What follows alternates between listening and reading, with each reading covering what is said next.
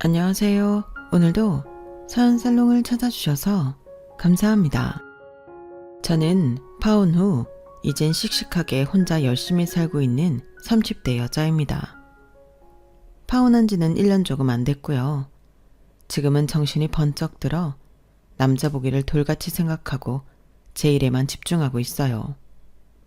뭐 따지고 보면 남자친구 때문에 파혼한 건 아니고 그 남자의 엄마 때문에 파혼했는데 저는 그때 제가 막장 드라마의 주인공이 된 줄 알았네요.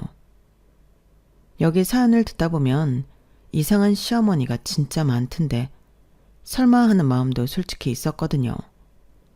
그런데 제가 겪어보니 정말 그런 말도 안 되는 사고방식을 가진 사람이 존재했고 저는 그게 진심 소름이었어요. 거기에 자기 엄마가 저러면 그 아들이라도 자기 엄마 단속을 해야 맞을 텐데 제 남자친구는 자기 엄마는 원래 그런 사람이라고 포기하는 인간이었어요. 그러니 저는 파혼할 수밖에 없었죠. 제 고생길이 선명하게 다 보이는데 그 길을 굳이 가고 싶지 않았거든요. 제 아무리 사랑에 눈이 멀었다고 한들 저는 자신이 없었어요.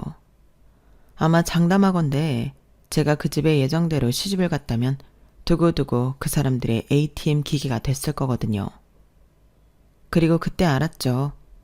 사랑도 좋지만 결혼할 때는 여러모로 비슷한 사람을 찾아야 이런 황당한 일을 겪지 않을 수 있었는데요. 제가 이런 말을 하는 데는 나름의 이유가 있어요. 제가 헤어진 그 남자는 저랑 정말 다른 사람이었거든요. 성격도 배경도 또 월 수입까지도 판이하게 달랐는데 그때는 저도 콩깍지에 씌었던 건지 그 다름이 매력처럼 느껴졌어요. 그냥 제가 미쳤었죠. 그때가 딱 일만 하고 사는 제 자신이 불쌍하고 남들처럼 나도 연애하고 싶다는 생각을 많이 할 때였는데 그것도 인연이라면 인연인 건지 그 타이밍에 그 남자가 나타났어요. 저는 원래 결혼 정년기라는 말은 별로 좋아하지 않는데요. 거짓말처럼 20대 후반부터 30대 초반까지 친구들이 하나 둘씩 결혼을 하면서 만나기가 힘들었어요. 그러니 쉬는 날 친구를 만나 놀고 싶어도 만날 친구가 없었는데 그때마다 친구들이 하는 소리는 다 비슷했죠. 어쩌지? 나는 우리 신랑이랑 드라이브 왔는데 미안. 우리는 다음에 보자. 어? 너 오늘 쉬어? 근데 어쩌냐? 나 지금 오빠랑 시댁에 가. 오늘 시어머니가 저녁 해주신다고 넘어오라고 했거든. 다음엔 미리 약속하고 보자. 이렇게 말하는데 남편 없고 시댁 없는 사람 서러워서 살겠나. 이런 말도 안 되는 생각도 했었는데 그래서 그 당시에는 소개팅도 엄청 했어요. 저도 그때는 제 짝을 하루빨리 찾고 싶었거든요. 그러나 제가 눈이 높은 건지 아니면 이상한 사람들만 소개팅에 나오는 건지 제 인연은 찾을 수가 없었고 이젠 포기하자 딱 그런 마음이 들 때 남편이 눈에 들어왔어요. 남편은 여러모로 제 이상형에 가까웠거든요. 이쯤 되면 제 이상형이 궁금하실 것도 같아 설명을 좀 드리자면 저는 하는 일이 미용일이라 자기 관리를 잘 하는 남자를 좋아했어요. 그 정도가 심각하면 꼴불견일 수도 있지만 남자도 자기 자신을 관리하고 가꿀 줄 알아야 한다고 생각했죠. 그리고 이왕이면 나태한 사람보다는 부지런한 사람이 좋았고 거기에 유머러스한 성격까지 더해진다면 더 바랄 것이 없었는데 저는 자부하는데 남자 직업이나 집안 배경 같은 건 별로 중요하게 생각하지 않았어요. 직업에는 귀천도 없고 남자 쪽 부모님이 아무리 잘 산다고 해도 그 경제력에 기댈 마음도 없었는데 이런 말 부끄럽지만 돈은 저도 남부럽지 않게 벌고 있었거든요. 또 지금도 어지간한 월급쟁이 연봉보다는 훨씬 많이 벌어요. 제가 헤어 메이크업을 전문으로 하는 뷰티샵 대표거든요. 샵은 가로수길에 자리하고 있고 현재는 많은 디자이너 선생님과 스태프들이 함께 일을 하고 있는데요. 제 손님도 있긴 하지만 저는 거의 경영 및 마케팅 일에만 전념하고 있어요.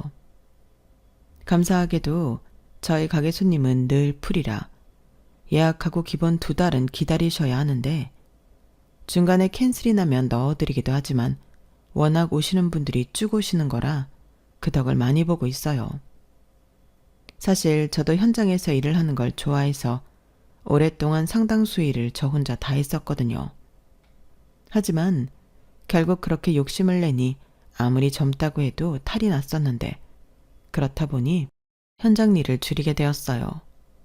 또한 성격도 좀 예민한 편이라 쉬라고 판을 깔아줘도 잘 못 쉬는데 제가 망했던 기억이 3번이나 있다 보니 그건 어쩔 수가 없더라고요. 뭐 그 덕에 지금까지 돈 걱정은 안 하고 사는 것 같은데 자랑을 하겠다는 게 아니라 장단점이 있다는 소리입니다. 일만 하니 솔직히 인생이 좀 재미가 없거든요. 그렇다고 좋아하는 현장 일을 하는 것도 아니고 어쩌다 보니 가게 운영 일만 하다 보니 문사와 사람 만나는 일이 주 업무가 되었는데 저도 제가 이렇게 살지는 몰랐어요. 이런 말 부끄럽지만 저는 어릴 때부터 공부랑은 거리가 아주 먼 아이였거든요. 그냥 학교에 가서 친구들 머리해주고 화장해주는 낙으로 학교 가기를 좋아했는데 친구들은 저를 좋아했지만 선생님들은 저를 보며 혀를 끌끌 차셨어요. 그리고 그중에 담임 선생님은 제 미래를 많이 걱정하셨는데 그래서 한 번은 저희 엄마를 부르셔서 이야기하신 적도 있었죠. 어머니, 제가 오늘 어머니를 좀 뵙고 싶었던 이유는 예상하시겠지만 여진이 때문이에요. 여진이 혼내셔야 해요. 지금 성적으로는 지방대도 못 가요. 학교가 다 대학 가자고 다니는 건데 우리 여진이는 그럴 마음도 없고 제가 너무 걱정이 돼요. 아, 네. 저희 애는 미용 쪽 일을 하고 싶어 하는 것 같은데. 알죠? 그거 모르는 선생님이 저희 학교에 한 명도 없어요. 그런데 어머니, 미용 관련 대학을 가려고 해도 여진이 성적으로는 힘들어요. 어느 정도는 성적이 나와야 저도 원서를 써주는데 애가 아주 공부랑은 담을 쌓았다니까요. 어머님, 이거 심각한 거예요. 어머니, 제 말 듣고 계시죠? 네, 근데 저는 문득 이런 생각이 좀 드네요. 공부를 잘하면 물론 좋겠죠. 근데 대학을 나와야만 꼭 성공하고 잘 사나요? 저는 저희 딸이 자기가 행복할 길을 알아서 찾을 거라고 생각합니다. 자기 인생인데 자기가 책임져야죠. 그게 또 사는 재미고요. 성적 조금 안 나오면 어떤가요? 건강하고 꿈 있으면 됐죠. 어머니가 그러니까 여진이가 건강하고 꿈만 있어요. 꿈도 성적이 따라가 줘야 이룰 수 있는 거잖아요. 저 여진이 진짜 걱정해서 드리는 말씀이에요. 어머님이 옆에서 조금만 공부에도 신경을 쓰게 말씀을 해주시면 우리 여진이가 미래에 조금 더 나은 행복을 찾을 수 있지 않을까요?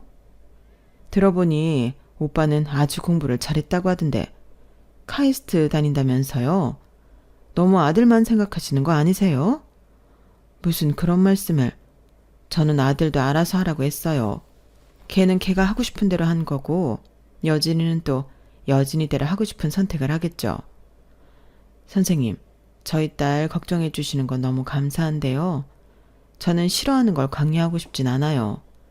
솔직히 제 딸이라 하는 말이 아니고 공부하기 싫다는 애한테 잔소리한다고 하겠어요? 사이만 멀어지지. 저는 여진이도 저도 앞으로 살아야 할 인생이 긴데 애랑 사이좋게 지내고 싶습니다. 그래도 저희 딸 신경 써주셔서 너무 감사해요. 선생님을 뵈니 제가 마음이 너무 안심이 되네요.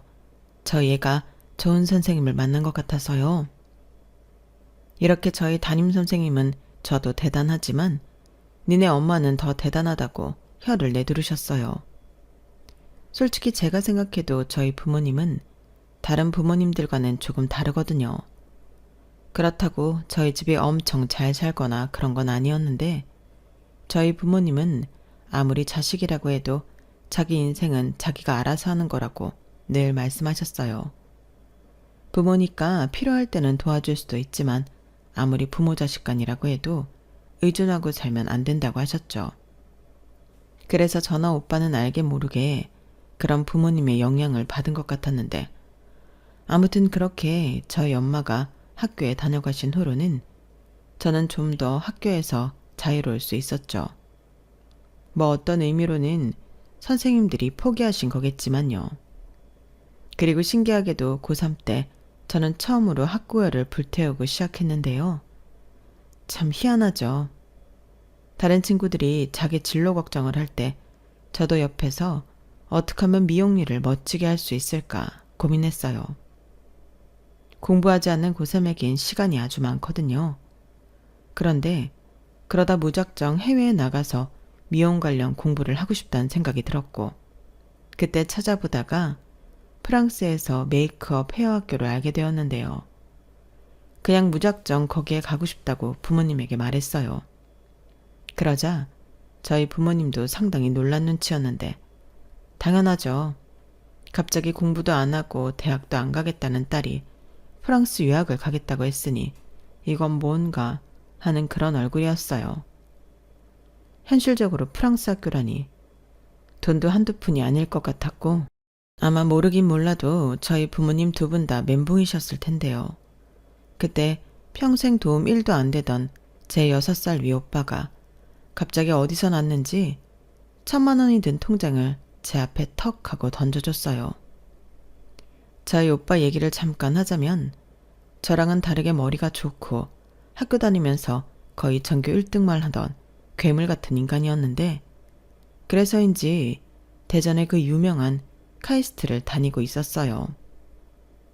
군대 다녀오고 복학하고 또 무슨 놈의 학교가 졸업을 해도 학교에서 연구를 하게 했는데, 그때 오빠 말로는 국내 기업들과 IT 기술 연구도 많이 했고 그에 따른 보수를 받았다고 하더군요. 그래서 저한테 던져준 돈도 그런 돈이라고 했는데 저도 놀라고 저희 부모님도 놀랐어요. 그런데 저희 오빠는 뭘 잘못 먹었는지 잔뜩 멋있는 척을 하더니, 돈 쓸 데도 없어서 빌려주는 거야. 제대로 갚기만 해라. 너 행여 그 돈 떼먹을 생각하면 내가 지구 끝까지 찾아가서 받아낸다. 라고 했는데, 그때 처음으로 오빠가 진짜 오빠 같았어요. 사실 그전에는 6살 나이 차이가 나도 나이만 많지 오빠 노릇은 뭐 하나 하는 게 없다고 생각했거든요.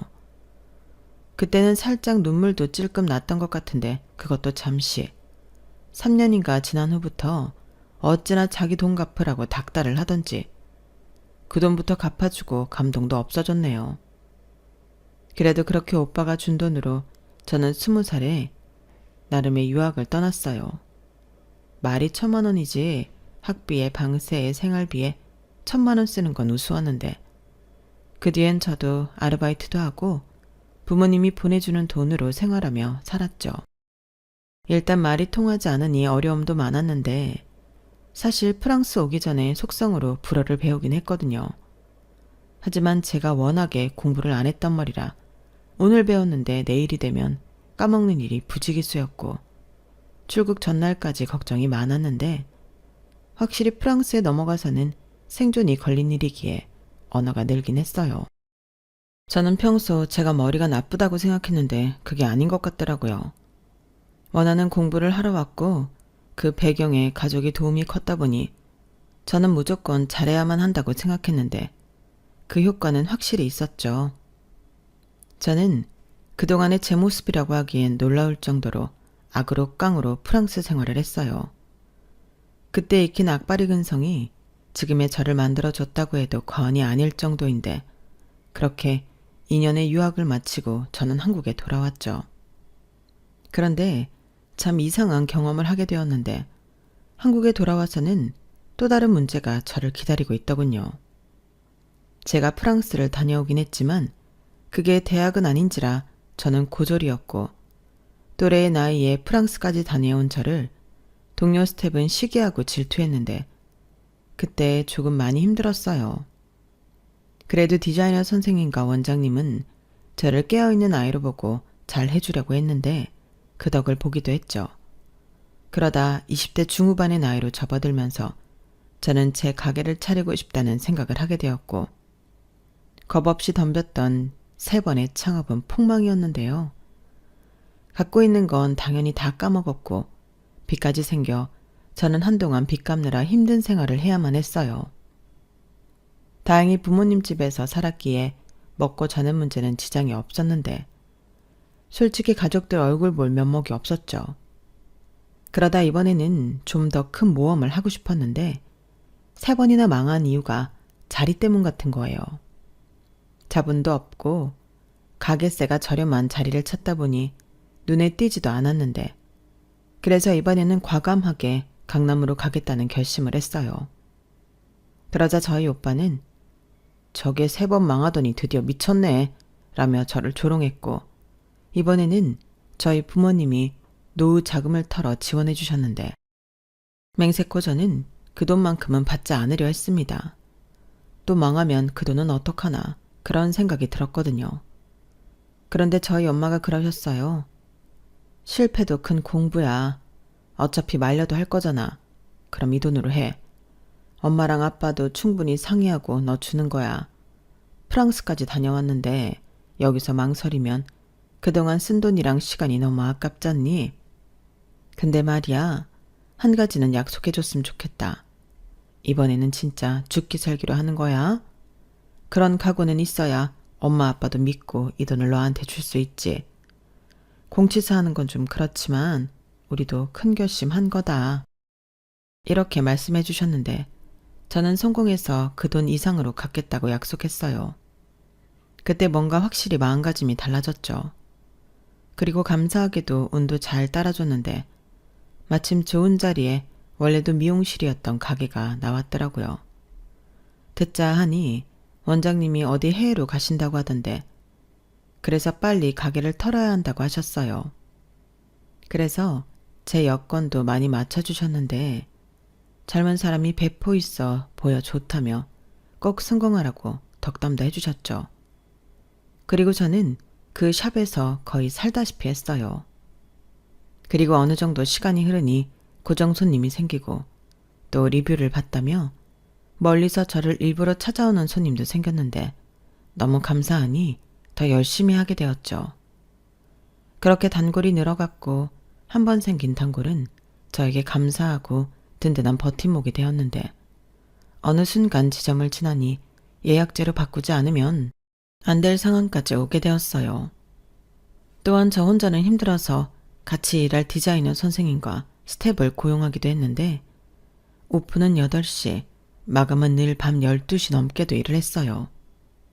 그렇다 보니 돈은 제법 벌 수 있었는데 그때부터는 부모님에게 월 300만 원씩 드리게 되었죠. 일단 처음엔 빌린 돈을 갚는 명목이었고 이건 평생 제가 드리는 이자라며 저희 부모님 사시는 내내 300만 원씩은 드리겠다 약속했는데 저희 부모님이 너무 기뻐하셨어요. 저희 오빠는 물가 상승분을 계산해 나중에는 돈을 올려줘야 한다고 찬물을 끼얹기도 했지만 나름 제가 자리를 잡아가는 모습을 대견하게 지켜봐줬어요. 그리고 어느 정도 시간 여유도 생겼을 때는 앞서 말한 대로 연애에 목이 말랐는데 남자에 환장했다기보다 제가 가장 예쁠 나이에 혼자 있다는 게 좀 안타까웠어요. 하지만 인연이라는 건 저 혼자 어쩔 수 없는 일이었고 매번 아닌 것 같은 무의미한 소개팅을 중단한 어느 날 남자친구가 손님으로 오게 되었는데 가끔 오던 손님이라 알고 지낸 사이긴 했어요. 그런데 이 사람이 이렇게 살갑고 다정한 사람이었나? 그런 생각을 하게 되었는데 그러던 중 무슨 기가 막힌 인연인지 제가 운동이라도 해야겠다 생각하고 끊었던 수영장에서 남자친구를 다시 만나게 되었죠. 그것도 강사로 말이죠. 남자친구는 체대를 나온 수영 강사였어요. 말로는 어릴 때 선수 생활도 했다는데 강사 일을 하면서 틈틈이 운동치료사 공부를 하고 있다고 하더라고요. 그 후 급속도로 친해진 저희 두 사람이었는데 이야기를 나누면 나눌수록 그 남자는 성실하고 꿈 많은 건강한 사람이었어요. 또 수영 강사이다 보니 자기 관리도 철저히 했는데 센터에서도 강사가 재미있다고 인기가 많더라고요. 그러니 어찌 보면 딱 제 이상형에 가까운 사람이었고 그 사람도 저에게 관심이 보였어요. 남자친구도 제가 젊은 나이에 유학 다녀오고 가게 차리고 용감무쌍하게 제 인생을 산다며 멋있다고 치켜 세워주더라고요. 세상에 칭찬 싫어하는 사람은 없잖아요. 그리고 저희는 서로의 마음을 확인하고 정식으로 사귀기로 했고 3년 넘게 연애를 하면서 자연스럽게 결혼 이야기도 나누게 되었어요. 사실 결혼은 제가 더 하고 싶었는데 남자친구는 저보다 4살이 어렸거든요. 하지만 그에 반면 저는 30대에 접어들어 뭔가 초조한 마음이 있었는데 안 그러고 싶은데 주변 친구들이 아기를 낳고 잘 사는 모습을 보니 저도 그런 행복한 가정을 꾸리고 싶었어요. 그리고 그때까진 남자친구와 제가 성격도 잘 맞고 유머 코드도 맞아서 결혼해도 연인처럼 친구처럼 살 수 있을 것 같았는데 남자친구는 결혼하고 싶은 마음은 있지만 자기가 아직 시험도 붙지 않았고 돈도 많이 모으지 못해 결혼하자고 자신있게 말을 못한다고 했어요. 하지만 솔직히 그런 거라면 저는 결혼을 못할 이유가 없었거든요. 그때 당시는 부모님 집에서 나와 제가 오피스텔에 혼자 살고 있었는데 그 집은 제 자가였어요. 당시 전세로 들어갈까 고민을 하기도 했는데 그때 전세 보증금이랑 매매 가격이 별 차이가 없더라고요. 그럼 남의 집이 아닌 내 집에 사는 게 마음 편하겠다고 생각했고 오피스텔 특성상 가장 가구가 옵션으로 많이 들어와 있었는데 방도 따라 하나 있고 복층도 있는 구조라서 결혼해도 신혼집으로 사는 데는 큰 지장이 없었어요. 실제로 저희 오피스텔 건물에는 신혼부부들이 많았는데 1층에 큰 마트도 있고 어지간한 편의시설은 다 있어서 살기도 편했죠. 또한 지하철역도 가깝고 근처에 어린이집이며 초등학교도 다 있어서 좀 오버하는 것 같지만 결혼해서 아이를 낳는다고 해도 당장 이사를 가야 할 것 같지도 않았는데요. 남자친구한테도 말했어요. 자기야, 나는 자기만 괜찮다고 하면 우리 결혼해도 괜찮을 것 같아. 신혼집, 혼수 이런 건 그냥 내가 갖고 있는 걸로 해도 될 것 같고 우리 결혼식이랑 신혼여행만 과하지 않게 하면 큰돈도 들지 않을 것 같은데 대신 양가의 허례허식은 생략하면 우리 결혼 못할 이유는 없지 않나? 남자친구는 제 말에 눈이 휘둥그레졌어요. 정말 그렇게 해도 되겠냐고 되묻더라고요. 그러면서 자기는 당장은 수영 강사 월급이 얼마 되지도 않고 자기는 학자금도 아직 갚고 있는 입장이라 결혼을 한다고 해도 자기가 집에 가져다 줄 수 있는 돈이 거의 없고 하면서 시험에 합격해 운동치료사가 돼야 그나마 돈을 좀 벌 수 있을 것 같다고 했는데 그러면서 자기도 사실은 저랑 하루빨리 결혼하고 싶다고 했어요. 저와 다르게 남자친구는 부모님 집에서 살고 있었는데 홀어머니긴 해도 엄마랑 살고 있으니 결혼해서 그 집을 나오고 싶다고 하더라고요. 실제로 저희가 데이트도 제 오피스텔에서 많이 했고 남자친구는 제 오피스텔에 올 때마다 부러워했는데 저만 좋다고 한다면 자기는 제 뜻에 따를 의향이 100% 있다고 했어요. 그래서 저는 더 망설일 필요가 없다고 생각했죠. 평소에도 한번 마음먹으면 밀고 나가는 스타일인데 결혼은 당사자 의견이 제일 중요한 일이니 우리가 원하면 우리 방식대로 결혼할 수 있다고 생각했어요. 그리하여 양가집에도 다니며 인사를 하고 나름의 결혼 수순을 밟아가기 시작했는데요. 그때부터 뭔가 이상 야릇한 일들이 연속적으로 벌어졌어요. 일단 남자친구의 엄마라는 사람은 제 기준에서 이상한 사람이었는데 처음에는 나랑 좀 다른 사람이구나 그 정도로 생각하고 어찌됐든 결혼하면 시어머니가 되실 분이니 제가 맞춰야 한다고 생각했어요. 그런데 이게 한도 끝도 없었고 심지어 저와 남자친구가 양가 허례허식은 생략하기로 했다는 말에 예비 시어머니가 얼굴색을 붉혔는데요. 바로 저한테 뭐라고 하시더라고요. 뭐야? 누구 마음대로 생략을 해? 결혼이 뭐 니들 소꿉장난인 줄 알아? 결혼은 양가 친척들에게 가족이 되겠다는 중요한 약속이야. 그런데 뭘 니들 마음대로 생략을 하고 간소하게 하겠다는 거야? 허례허식? 그게 왜 허례허식이야? 얘가 진짜 웃기는 소리 하네? 잔말 필요 없고 형식은 최대한 갖춰서 해라.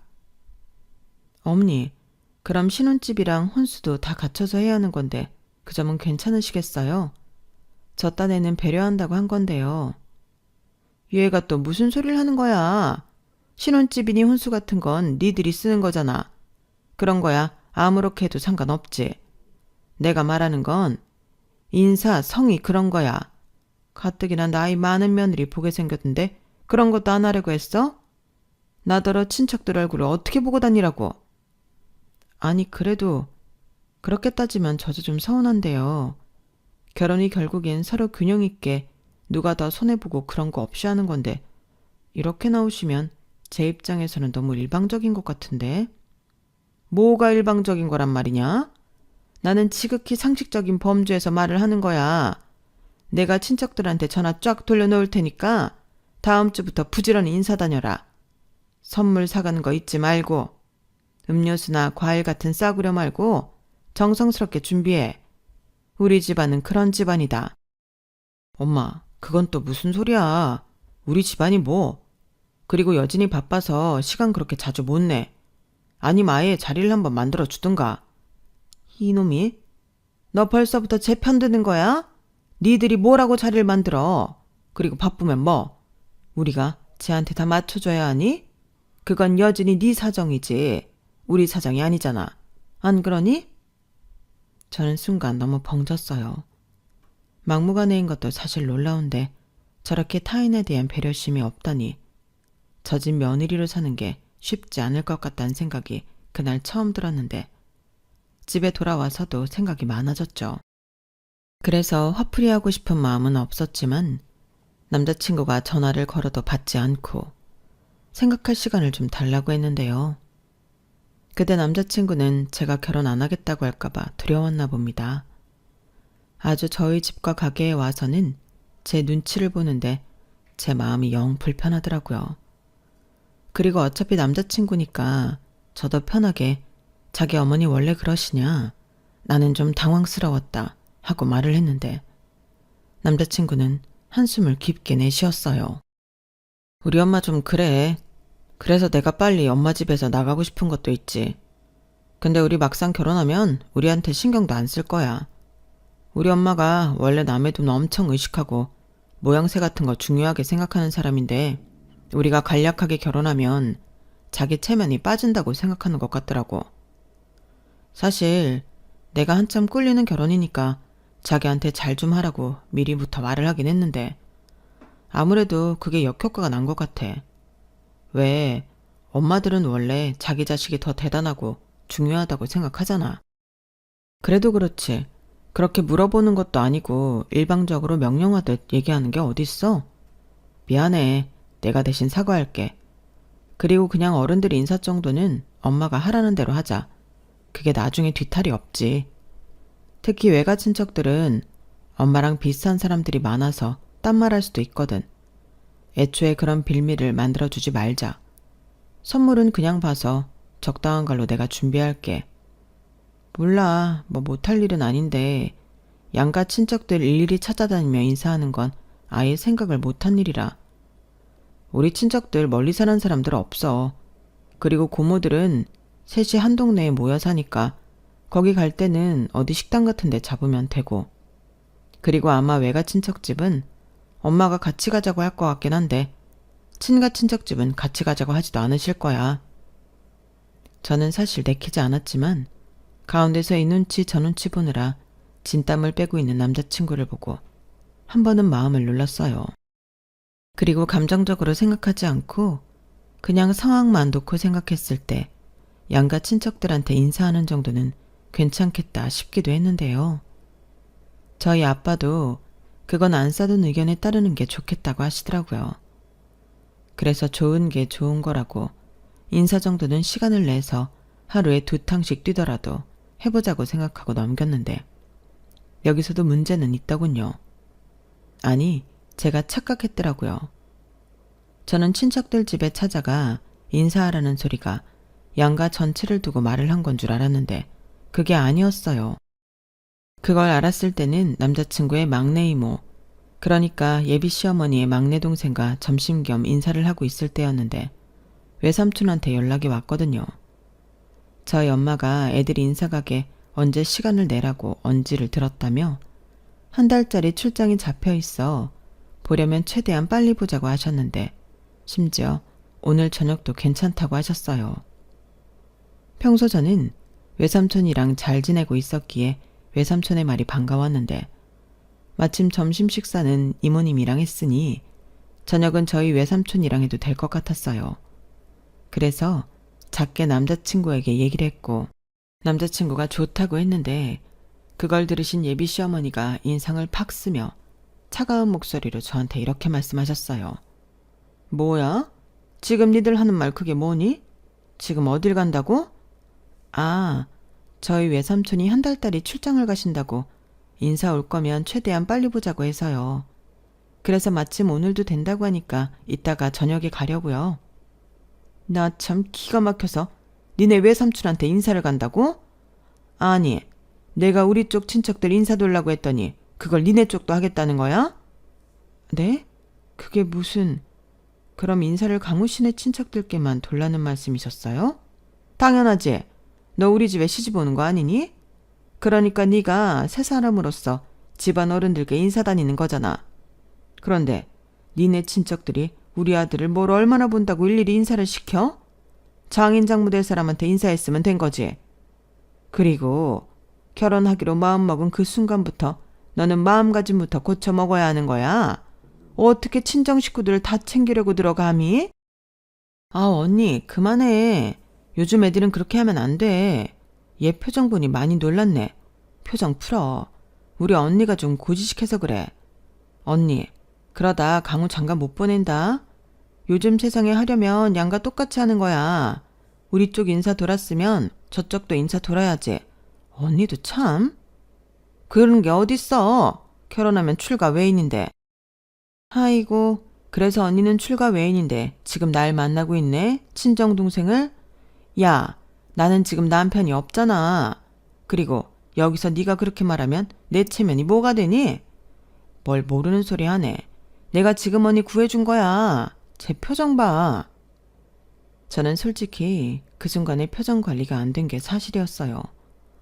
이건 진짜 어이없는 일이잖아요.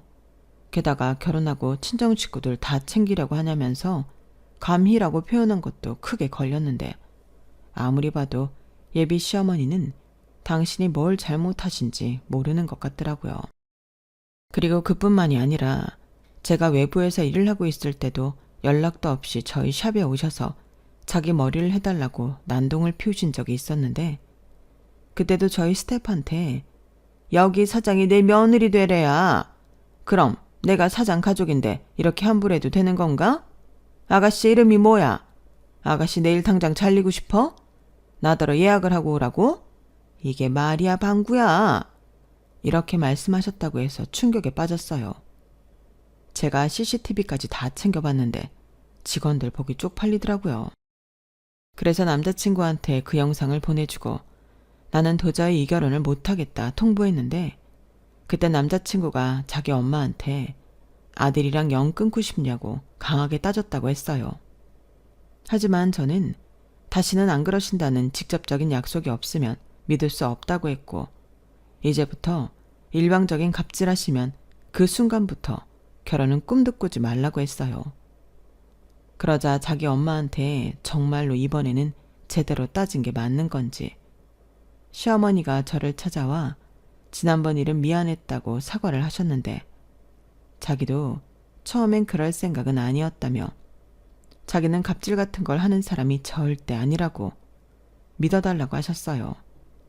우리 좋게 좋게 넘어가자. 나도 우리 아들한테 많이 혼났어. 넌 뭘 또 그런 영상까지 우리 아들한테 보내고 그러니? 사람 창피하게. 창피한 줄은 아세요? 저도 덩달아 직원들 보기 너무 창피해요.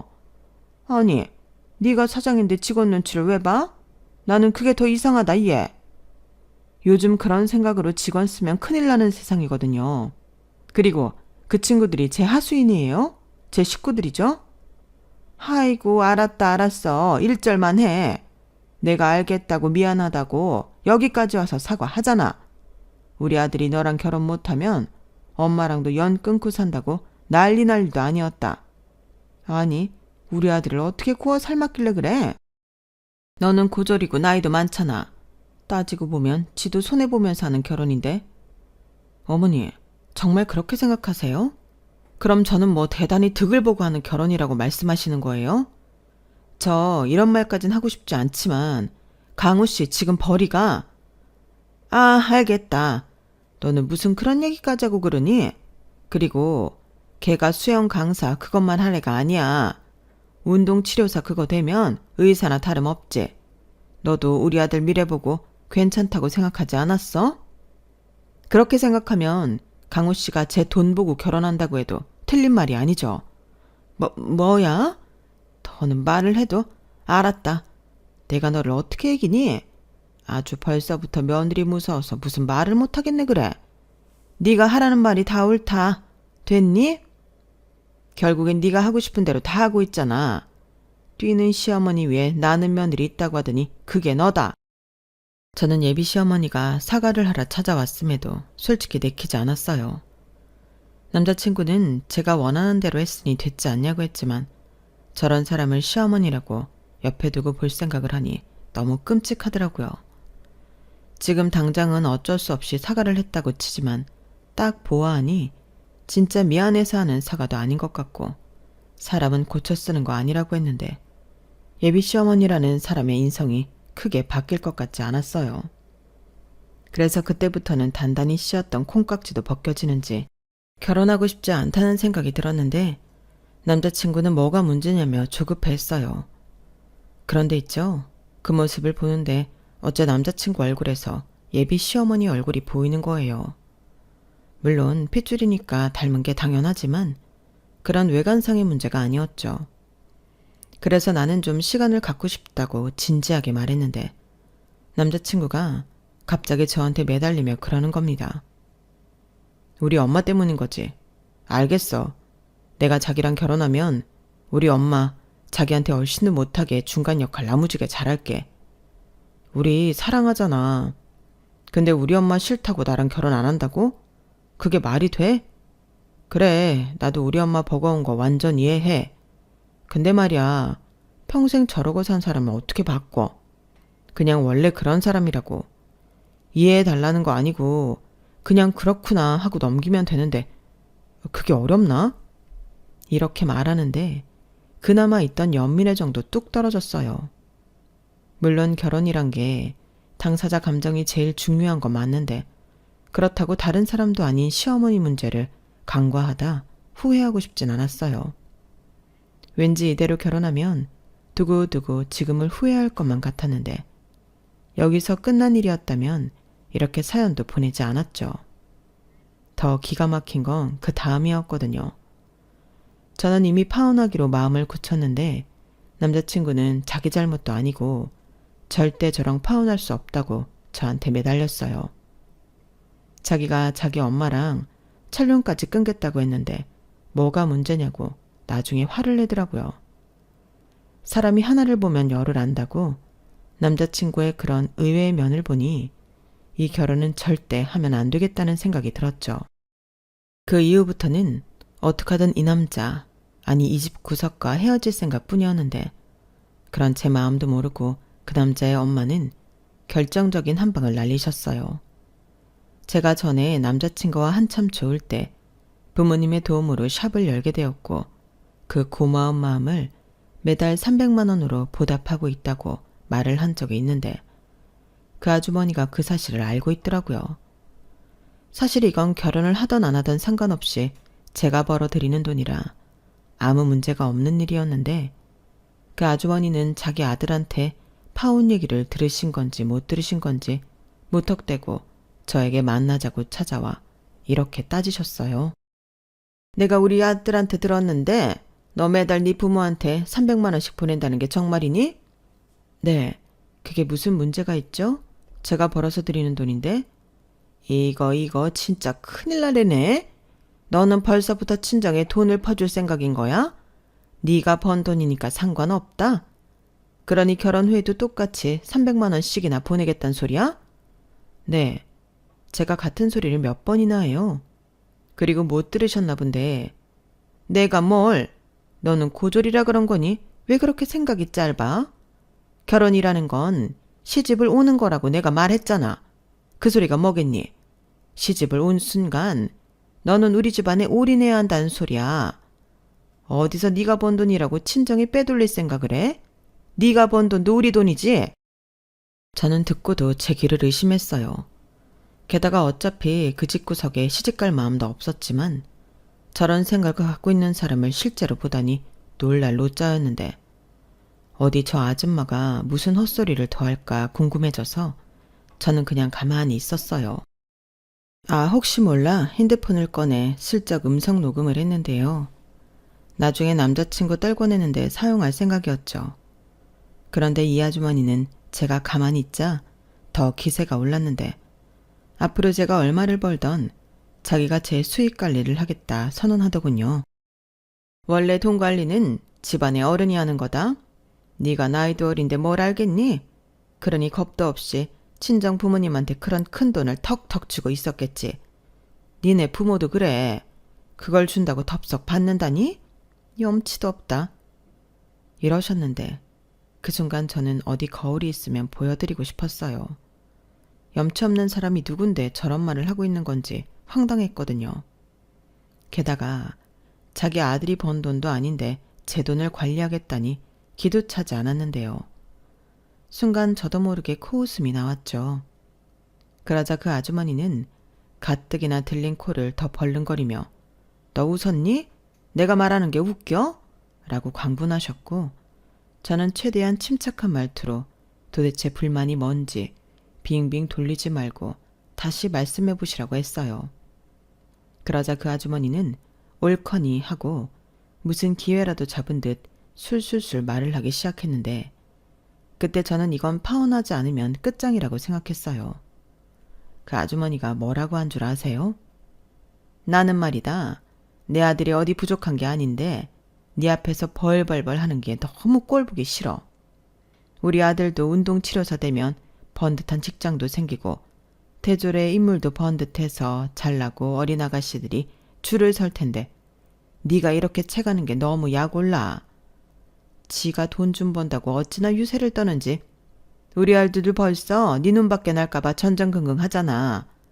너 그게 얼마나 사람 기죽이는 건지 모르지. 남자가 기가 죽으면 될 일도 안 돼. 그리고 어디 그뿐이니? 너는 왜 네가 하고 싶은 말을 다 하려고 들어? 어른이 얘기하면 아닌 것 같아도 네 알겠습니다 하는 거지. 어디서 시어머니 될 어른한테 직접 찾아와서 사과를 하라 말아야. 나 그때 진짜 치욕스러웠다. 그게 치욕스러우셨어요? 본인이 하신 행동을 생각하셔야죠. 뭐? 본인? 너 지금 나를 본인이라고 했어? 그리고 아직 얘기 안 끝났어. 어디 어른이 말을 하는데 버릇없이 말을 끊어? 그리고 뭐 벌써부터 친정이랑 시댁을 차별하겠다고? 너는 300만 원이 애 이름이니? 나는 너의 그런 태도가 글러먹었다고 생각한다. 그래서 내가 생각을 좀 해봤는데 둘 중에 하나를 네가 골라. 첫 번째는 양과 똑같이. 너 원래 그런 거 좋아하잖아. 그러니까 니네 부모한테 300만 원이면 나한테도 똑같이 300만 원씩 줘라. 그게 싫으면 니네 부모한테 주던 그 300만 원을 그냥 나한테 줘. 너 시집 오면 이제 네 부모는 나야. 그럼 그 300만 원을 누구한테 줘야 할까? 그러니 네가 딱 골라. 나 참. 이제 끝나셨나요? 아니다. 하나 더 있다. 네가 바쁘면 뭐 얼마나 바빠? 그렇게 바쁘면 결혼을 하지 말아야지. 결혼을 하면 가족 행사는 무조건이야. 시간을 못 빼니 어쩌니 그런 건 나한테 씨알도 안 먹힌다. 나는 가족이 제일 중요한 사람이야. 이제 끝났다. 참 많기도 하네요. 어디 그래서 아들 장가는 보내실 수 있겠어요? 그리고 어머니도 제 말을 자르셔서 말을 못했는데 저 강우 씨한테 이 결혼 못한다고 말했어요. 혹시 아드님이 그 말은 안 하던가요? 뭐? 결혼을 못해?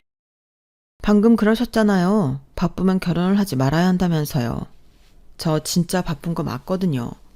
그래도 좋아하는 사람이랑 결혼해서 바쁜 와중에서 사랑하고 행복하게 살고 싶어 욕심냈는데 어머님이 그러면 안 된다고 방금 알려주셨잖아요. 그래서 더 생각이 굳었어요. 저 결혼 안 할게요. 그럼 제 부모님은 어머님이 아니시니까 이제 이런 말씀 다 의미 없는 거 맞죠? 저는 일 때문에 바빠서 이제 그만 들어가 봐야 해요. 어머니 이렇게 찾아오셔서 제 시간 뺏는 거 이거 영업 방해예요. 제가 이 시간에도 얼마를 손해보는 줄 아세요? 저 하루에 해야 할 일이 아주 많은 사람이거든요. 어머니 아들이랑은 너무 다르죠. 그러게 너무 다르면 결혼까진 생각하지 말았어야 했는데 제 잘못이었네요. 그럼 부디 어머니 마음에 쏙 드는 그런 며느리 보시길 바라고요. 제발 다시 찾아오지 마세요. 그럼 다시 볼 일 없는 줄 알고 이만 먼저 가겠습니다. 저는 녹음한 파일을 남자친구한테 보냈어요. 그리고 우리는 절대 결혼할 인연이 아니니 너도 연락하지 말라고 했는데 이놈이 근성이 좋은 건지 제 오피스텔로 찾아왔더라고요. 그래서 저는 그놈을 스토커로 신고를 했고 경찰에 출동했는데 그놈은 저와 헤어질 수 없어 설득하려고 했을 뿐 그 어떤 위해도 가하지 않았다고 억울해하더군요. 하지만 상대가 원하지 않는데 이렇게 접근하는 것도 범죄라며 경찰은 그놈을 데리고 갔는데 그 다음 날 부지런도 하시지. 그 아줌마가 또 찾아오셨어요. 진짜 너무 싫어서 직원에게 영업방해로 신고하라고 했는데 그 아주머니가 느닷없이 그러시더군요. 갑자기 자기가 저를 용서하겠대요. 자기 아들을 봐서 저의 오만한 성격을 봐줄 테니 그냥 예정대로 결혼을 하라고 하는데 너무 어이가 없었어요. 제가 용서받을 일이 뭐가 있나요? 그래서 제 손으로 직접 영업방해로 신고를 했는데 저더러 독한 년이라고 욕을 하시고는 도망가셨어요. 도망도 어찌나 빠르시던지 저희 직원이 금방 나갔는데 보이지 않는다고 하더라고요. 그리고 그 이후로는 다행히 두 모자가 잠잠했는데 정말 제가 겪은 일 중에서 가장 피곤한 일이었어요.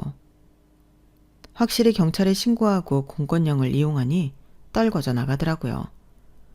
그 후에 밀려오는 공허함이란 솔직히 너무 힘들었는데 그렇잖아요.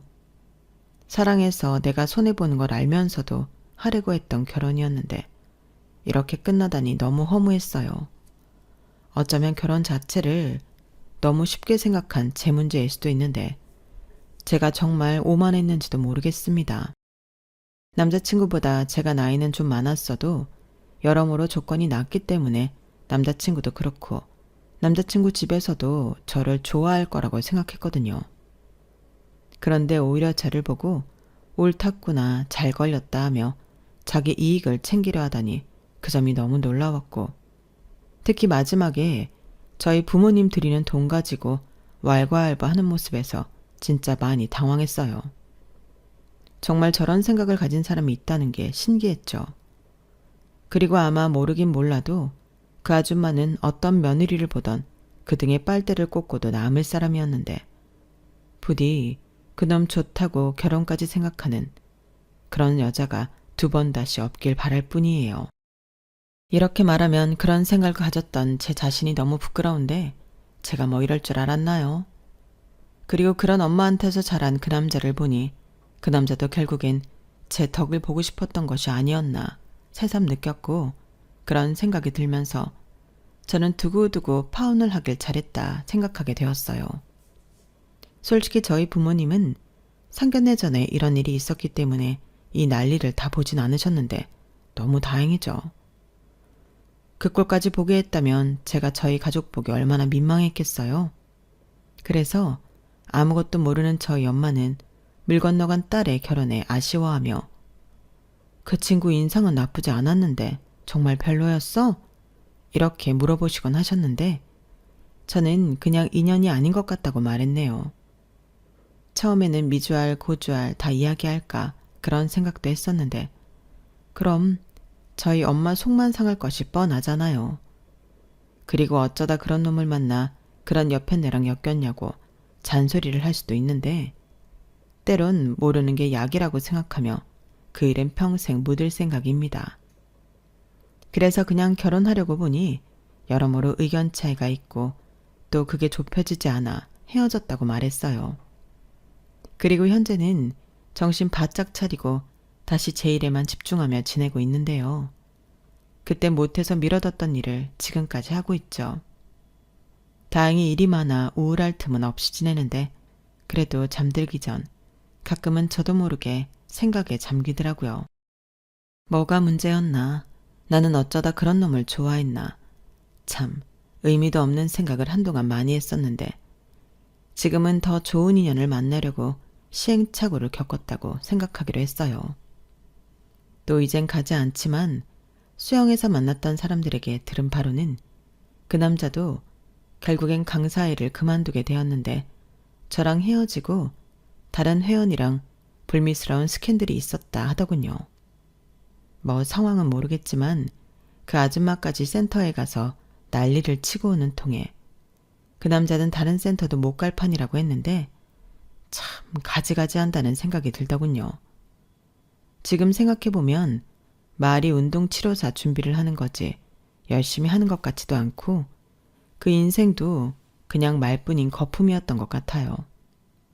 그러니 제가 결혼까지 생각했지만 파혼해버린 건 천만 다행인 일인데 이래서 조상님이 도왔다는 소리를 하나 보더라고요. 그 후 저는 다시 찾은 소중한 제 일상을 감사히 여기며 이젠 긍정적인 생각을 많이 하고 지내고 있는데 한편으로는 설마 내 인생에 남자가 그놈밖에 없겠어? 하며 미래에 다가올 진짜 인연에 대해 상상하곤 해요. 저도 언젠가는 결혼해서 잘 사는 친구들처럼 제 진짜 짝을 만날 수 있을 거라 믿어 의심치 않거든요. 다만 그 전까지는 저도 사람 보는 눈도 좀 키우고 제 일에 더 집중하려 하는데요. 결혼해서 잘 사는 친구들이 그러더라고요. 그런 진짜 인연은 굳이 만나려고 애를 쓰지 않아도 자연스럽게 만난다고요. 그게 뭐 운명이라나요? 그래서 저도 마음 편히 제 짝을 기다려볼까 합니다. 대신 그냥 기다리기만 하면 너무 힘드니까 지금 하는 일을 더 열심히 할 생각인데요. 제가 아직은 더 많이 성공하고 싶거든요. 그리고 저희 샵을 찾아주신 감사한 고객님들이 더욱 저희 샵을 사랑해 주시고 하루가 다르게 예뻐지시길 바라며 제 이야기를 여기서 줄이도록 할게요. 이왕이면 다홍치마라고 좋은 인연 만나 깨벗고 잘 사는 행복한 사연이었다면 참 좋았겠지만 그런 사연은 다음으로 기약해야 할 것 같습니다. 혹시 아나요? 친구들 말처럼 다음엔 진짜 운명 같은 제 짝을 만나 제가 세상에서 가장 행복한 여자가 될지도요. 그럼 그땐 행복 만땅 깨볶는 고소한 냄새 폴폴 풍기며 다시 찾아오겠습니다. 그럼 그때까지 건강하시고요. 지금까지 제 사연 들어주셔서 대단히 감사합니다. 건강 잘 챙기시고요. 여러분들의 인생에는 좋은 일만 가득하길 바라며 안녕히 계세요. 여러분, 사연 댓글에 응원과 현명한 조언 부탁드려요. 좋아요와 구독은 저에게 큰 힘이 됩니다. 오늘도 좋은 일 가득하세요.